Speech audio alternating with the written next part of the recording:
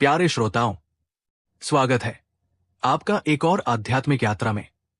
आज मैं आपको एक ऐसी अद्भुत कथा सुनाने जा रहा हूं जो एक ऐसे ऋषि की है जिन्होंने अपने संकल्प और तप से न केवल स्वयं को बदला बल्कि देवताओं की व्यवस्था तक को चुनौती दे डाली, जिनकी तप की शक्ति ने त्रिशंकु के लिए एक नया स्वर्ग रच डाला।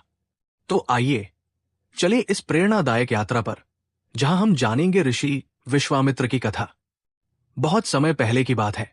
महर्षि वशिष्ठ का आश्रम घने जंगलों के बीच स्थित था। एक दिन राजा कौशिक, जो आगे चलकर विश्वामित्र कहलाए, अपने सैनिकों और मंत्रियों के साथ उस ओर भ्रमण करते हुए पहुंचे। राजा कौशिक एक शक्तिशाली, बुद्धिमान और यशस्वी राजा थे।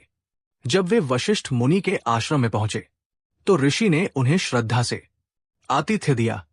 उन्होंने अपनी दिव्य कामधेनु गाय नंदिनी से कहा और राजा के पूरे दल के लिए भव्य भोजन और विश्राम की व्यवस्था कर दी। राजा कौशिक चकित रह गए। एक साधारण आश्रम में इतनी दिव्यता, इतना वैभव। वशिष्ठ मुस्कुराए और बोले, ये सब नंदिनी की कृपा है। ये कामधेनु गाय है, जो कुछ भी मांगा जाए तत्काल प्रदान करती है। राजा की लालसा जाग उठी। उन्होंने सोचा, यदि ये गाय मेरे राज्य में हो तो मैं अपने प्रजाजनों का भला कर सकता हूं। विनम्रता से उन्होंने नंदिनी को मांग लिया, पर वशिष्ठ ने शांति से उत्तर दिया, राजन, ये गौ मेरे तप की शक्ति है, इसे मैं नहीं दे सकता। राजा को क्रोध आ गया। उन्होंने बलपूर्वक नंदिनी को ले जाने का प्रयास किया, पर नंदिनी ने अपनी योगिक शक्तियों से राजा की पूरी सेना को पराजित कर दिया। राजा कौशिक हार कर लौटे, लेकिन उनका आह चूर चूर हो चुका था। उन्होंने वही प्रण लिया, एक ब्राह्मण का बल तपस्या है, मैं भी तप करूंगा और उससे भी बड़ा ऋषि बनूंगा। एक ब्रह्मर्षि राजा कौशिक ने राज्य त्याग दिया। उन्होंने क्षत्रियत्व छोड़ दिया और संन्यास लेकर घने जंगलों में जाकर कठोर तपस्या आरंभ कर दी। सालों तक वे केवल वायुपान पर जीवित रहे। न मोह न माया, केवल तप। उनकी तपस्या से समस्त दिशाएं तेजस्वी हो उठीं।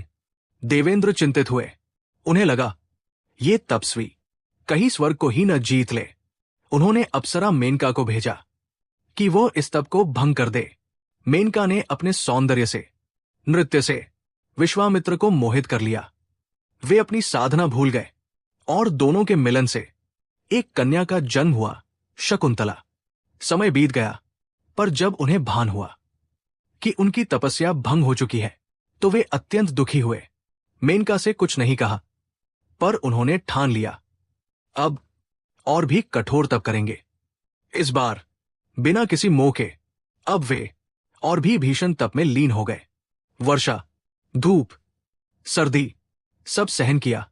वे पंचाग्नि तप में बैठते, केवल एक पैर पर खड़े रहते, कभी आंख न झपकाते। उनका शरीर सूख गया, पर आत्मबल अडिग रहा। इंद्र फिर घबरा उठे। इस बार उन्होंने अप्सरा रंभा को भेजा।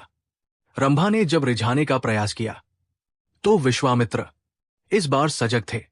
उन्होंने क्रोधित होकर रंभा को श्राप दे दिया, तुम पत्थर की मूर्ति बन जाओ। लेकिन उसी क्षण उन्हें अपने क्रोध पर भी ग्लानि हुई। उन्होंने तय किया, अब क्रोध भी नहीं करेंगे। हजारों वर्षों के तप के बाद ब्रह्मा जी प्रकट हुए। उन्होंने कहा, तुम्हारा तप सफल हुआ, तुम अब राजर्षि हो। पर विश्वामित्र ने विनम्रता से कहा, मुझे तो ब्रह्मर्षि बनना है, वशिष्ठ जी के समकक्ष। ब्रह्मा बोले, तुम्हें अभी और परीक्षा देनी होगी, क्षमा, दया और आत्मनियंत्रण की परीक्षा। एक समय की बात है, अयोध्या के राजा त्रिशंकु विश्वामित्र के पास आए और बोले, मुझे इस शरीर सहित स्वर्ग जाना है।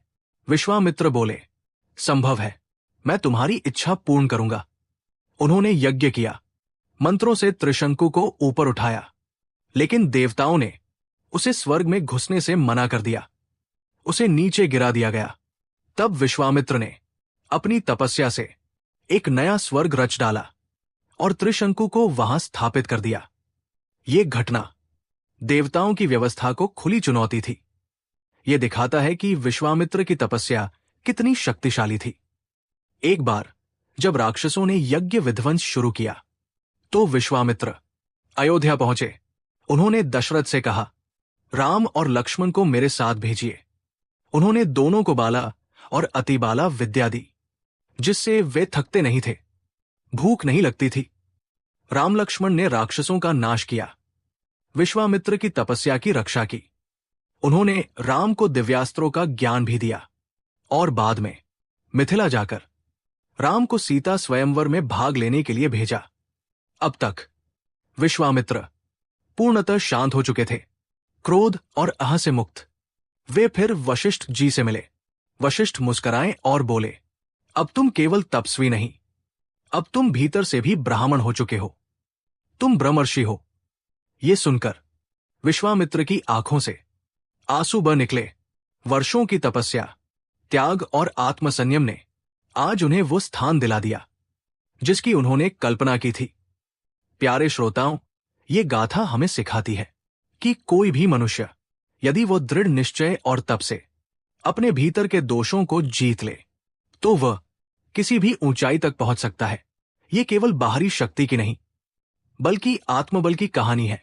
राजा से ब्रह्म ऋषि बनने की ये यात्रा हमें ये शिक्षा देती है, रास्ते में चाहे कितनी भी बाधाएं आएं, अगर नियत पवित्र हो और लक्ष्य स्पष्ट हो तो सफलता अवश्य मिलेगी। अगर आपको यह कहानी पसंद आई हो तो हमारे चैनल को लाइक करें, सब्सक्राइब करें और कमेंट में जय श्री हरि जरूर लिखें। धन्यवाद।